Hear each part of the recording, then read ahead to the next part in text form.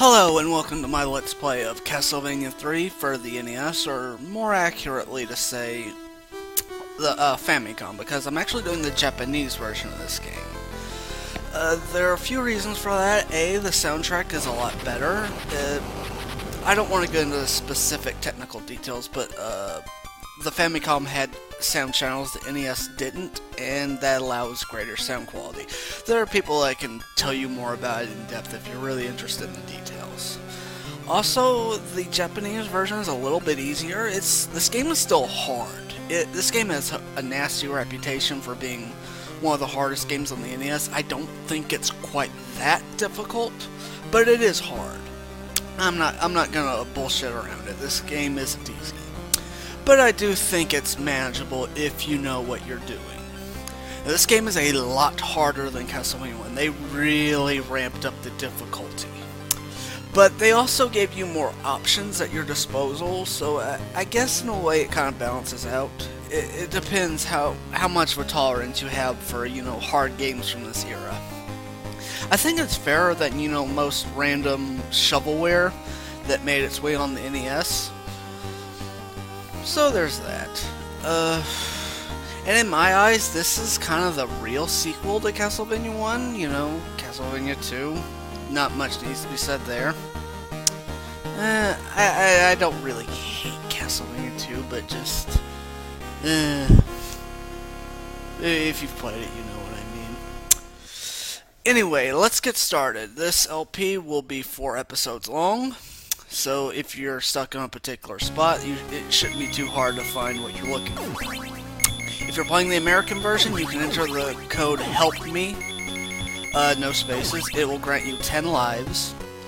Even if you get game over, you won't start with 3 lives, you'll still have 10. This does not work in the Japanese version, but I still think the Japanese version has enough over the American to play it instead. And I'll get more into that, especially when I get into the Grant and Alucard playthroughs. This is what I'm going to call the Sypha playthrough, and I'll get more into that as we get into different characters, because that's one of the main features of Castlevania 3 is that you have multiple characters to choose from. And the game's kind of built around you using them. We don't have them at the start, but we'll get our partners very, very soon. But by the end of this episode, we'll have it really. We'll be able to recruit Sypha. So don't worry about it. Sypha is my favorite of the 3. I'll just list basic differences between them. Sypha is basically controls like the same stiff Castlevania mechanics, but has really, really powerful sub-weapons. But she also has much lower defense and can't take as many hits. Alucard can turn to a bat and fly around the level for the cost of hearts. In the American version, the rate at which his heart consumption for his bat form was like drastically just jacked up. But here it's much more reasonable, so it's much more usable, because you could barely use it in the American version. And I'll try to show off what Alucard's usefulness when I do his playthrough. A lot of people don't like Alucard that much. He's useful, like, if you're going to get knocked into a bottomless pit, you can turn into a bat to kind of avoid that. So that's useful. And then there's Grant, who basically kind of like... He's for people that really aren't used to Castlevania, or find Castlevania's basic mechanics a bit unwieldy. Basically, he doesn't have a stiff jump. He can move, he can change direction midair and climb on walls and stuff, but his offense is terrible. So, one has offense, one has mobility, and the other has, I guess, very, very specific uses. So that's the main difference. Trevor, or as this translation calls him, Ralph, I'm just used to saying Trevor, so I'll stick with that. He works like Simon did in Castlevania 1. He has the stiff jump, he has the whip, he has the sub-weapons. There's no new sub-weapons in this game as far as Trevor is concerned. So he still has the Holy Water, still has the Cross, still has the Axe. The Holy Water's gotten, I guess, a slight debuff from Castlevania 1. It's nowhere near as broken as it was in Castlevania 1. It's still useful. It's not like they made it useless. No, no, no, no, no. The holy water is still good. It's just Castlevania 1 had a huge reliance on enemies that are just kind of stay on the ground and have very simplistic movements, which basically made them sitting ducks for the holy water. And this included a lot of bosses. More bosses have ways around getting, you know, annihilated by the holy water. So you'll find that the cross and the axe have more use. The stopwatch still exists, though I don't really care for it. I don't think I ever use it once in this playthrough. Anyway, we have our first boss. This thing. I forget what its name is, but it's relevant because he dies very quickly. See, the holy water doesn't stun him, so that's what I meant by like a slight debuff. But it still does a lot of damage to him, so it's still worth using. And that's the end of the first level. Really, the first level is not that hard, even in a game that's renowned for its difficulty. You know, Castlevania 3 isn't going to make the first level statistically difficult. It's not that mean. Oh, it's still mean at points. But anyway, here's another mechanic Castlevania 3. You have split paths. If you take the top path, you go to the clock tower. You take the bottom path, you go to the Mad Forest. If you want Grant, go take the clock tower path.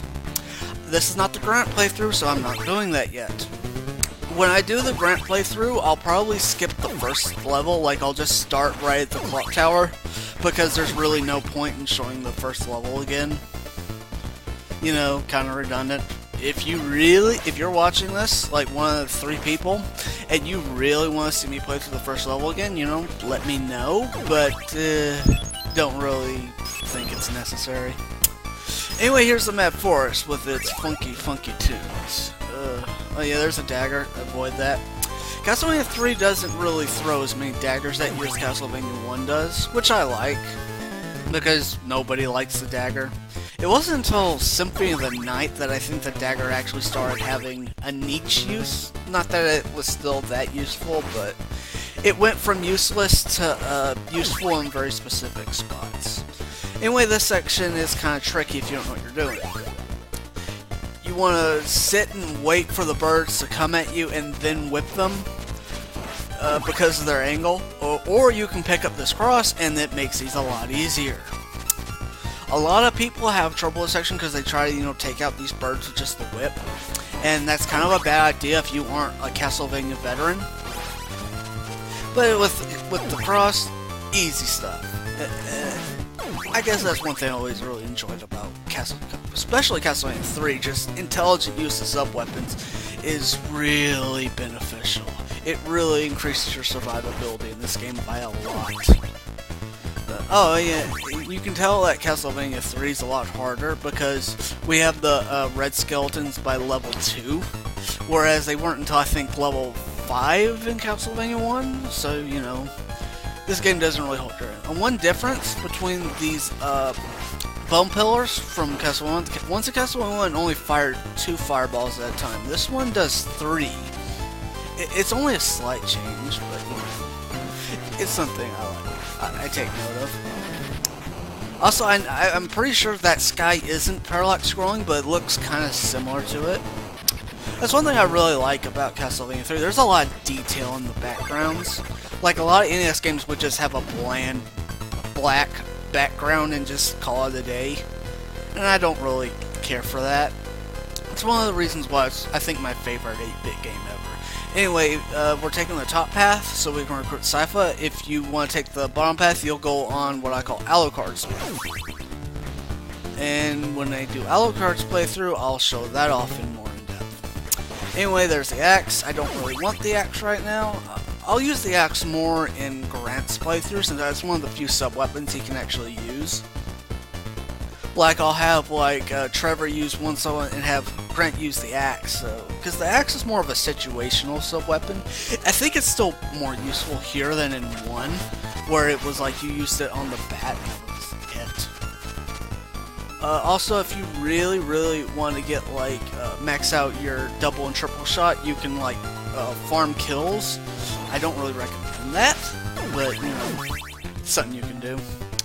Also, if you have the Holy Water, you could just drop that on the skeleton. Not mandatory. If your timing's good, you can get it with the cross. especially here. Just the cross makes it so much easier. And we have the spiders from Castlevania 2. They show up a little bit more in this game.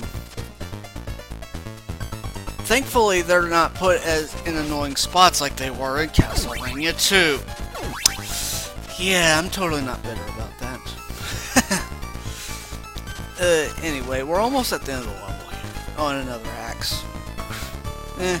It's not useless, but you know, I like the cross better. I'm pretty much gonna stick with the cross for the entire game on this path, and I have my reasons for that. But it's your high offense sub weapon. In Castlevania 3, I think that's a really good thing, especially this boss, because it's really the only sub weapon that can hurt him. Because the only spot you can damage is his head. His legs and body won't take any damage. You'll just get like a chink sound. So that kind of makes the holy water useless here. I think you can technically damage him if you hit the top of his head with it, but that's really particular. But yeah, with the cross he goes down. I guess you could hear it faster. And there's a meat in the wall right there if you need it. I don't, but you know. Of course, getting that meat would put you at a disadvantage since you can't climb on the wall. So you're probably better off not getting it, even if you're at low health. And why is Trevor standing in the air like that? Oh, he comes back down eventually. I felt like poking fun at that. And the very little text there is in this game. Anytime you find a partner, they'll offer to join you. You can choose to dismiss their offer and play the entire game with just Trevor, and it is possible to beat the game doing that, but I don't really recommend it. So we're going to add Sypha to our side, and I will see you guys next time on Let's Play Castlevania 3, Japanese version. Who goes? See you guys next time.